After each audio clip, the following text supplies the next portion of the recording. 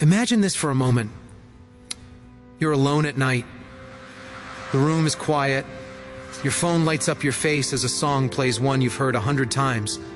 It's sad, slow, heavy, and somehow comforting. You could skip it.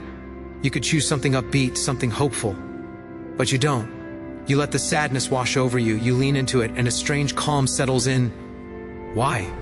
Why do we return to sadness even when it hurts? Why do we replay memories that ache, revisit emotions that weigh us down, and sit with feelings we claim we want to escape? Today we're diving into the comfort of sadness, why the mind returns to it, what it gives us, and what it's quietly protecting us from. And if you enjoy deep psychology like this, stories that explain your inner world in a way you've never heard before, make sure you subscribe right now, because this channel is all about understanding the parts of you no one ever taught you to understand. Sadness is usually treated like an enemy, something to fix, something to escape. We're told to stay positive, move on, look on the bright side. But the truth is, sadness wouldn't keep coming back if it had nothing to offer. The Ein doesn't cling to useless experiences.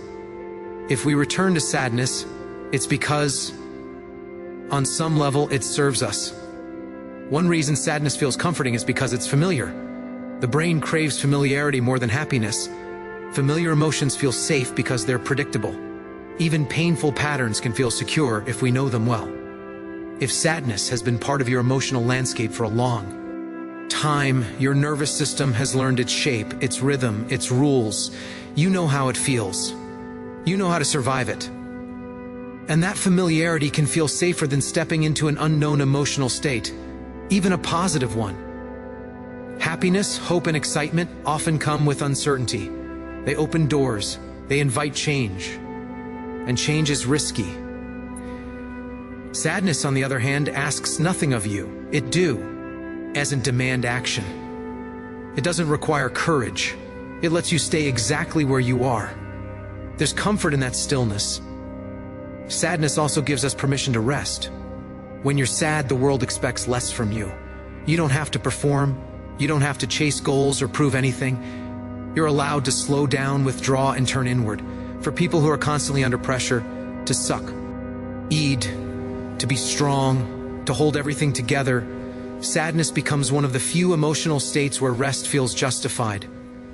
In this way, sadness can become a refuge, a place where you finally stop fighting. Another reason we return to sadness is because it makes us feel real. In a world full of surface-level positivity, sadness feels honest, raw, deep. It strips away the masks. When you're sad, you are not pretending. You're not playing a role. You're just you. And that authenticity can feel grounding, even soothing. There's also a strange sense of control in sadness. When you choose to revisit painful memories or emotions, you're engaging with them on your terms. You're not being blindsided by pain, you're approaching it voluntarily. This can create the illusion of mastery.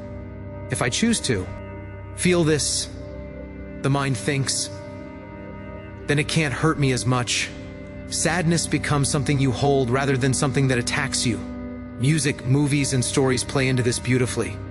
Sad songs don't just make us feel pain, they organize it, they give it structure. They put words and melodies to emotions we struggle to explain. When your inner world feels chaotic, sadness with a soundtrack can feel strangely orderly. It gives shape to the ache. Sadness also connects us to meaning. Many of the things that make us sad are tied to what matters most: love, loss, dreams, connection. Feeling sad reminds us that we care deeply, that something was important enough to hurt. In that sense, sadness isn't empty, it's full of significance. And returning to it can feel like honoring what mattered. For some people, sadness becomes part of their identity. If you've spent years being the quiet one, the deep thinker, the emotional one, then sadness may feel like home. Letting go of it can feel like losing a part of yourself. Who are you without it? What fills that space? These questions can be terrifying, so the mind chooses the known identity over an uncertain one. There's also the role of emotional avoidance. Sadness can sometimes protect us from other, more overwhelming emotions. It can numb anger, fear, or shame. Compared to those sharp, explosive feelings, sadness can feel soft and manageable. So the brain leans into sadness as a buffer, a way to avoid emotions that feel too dangerous to face. But here's the important part. The comfort of sadness doesn't mean it's wrong to feel it. Sadness itself isn't the enemy. The problem isn't that we feel sad. The problem is when sadness becomes the only place we know how to exist. When we return to sadness not to understand it, but to hide inside it, it can quietly limit our lives. It can keep us from taking risks, forming deeper connections, or imagining something better. The comfort becomes a cage, not because sadness is bad, but because staying there forever costs us growth. Healing doesn't mean erasing sadness. It means expanding your emotional range. It means learn. Aim that you can visit sadness without living there. You can acknowledge it, feel it, learn from it, and still move forward. One of the most powerful shifts happens when you ask yourself, what is this sadness giving me?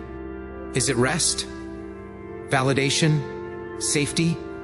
Meaning? Once you understand what you're getting from sadness, you can begin to find healthier ways to meet those needs. Rest without withdrawal. Safety without isolation. Meaning without pain. Sadness deserves compassion, not rejection. It's a signal, not a flaw. But you are more than the emotions you return to. You are allowed to outgrow the places that once kept you safe.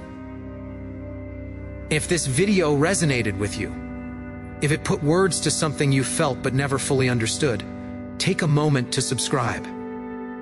We explore the hidden patterns of the mind, the emotions we don't talk about, and the psychology behind why we feel the way we do. You're not alone in these thoughts, even when they feel heavy. In the end, the comfort of sadness comes from what it offers: familiarity, rest, honesty, meaning. But comfort doesn't always mean it's where we're meant to stay. Sometimes sadness is a doorway, not a destination. It shows us what mattered, what hurt, and what needs care. And once we've listened, we can gently step forward, carrying the wisdom without carrying the weight. Sadness can hold you for a while. Just don't forget, you're allowed to let go.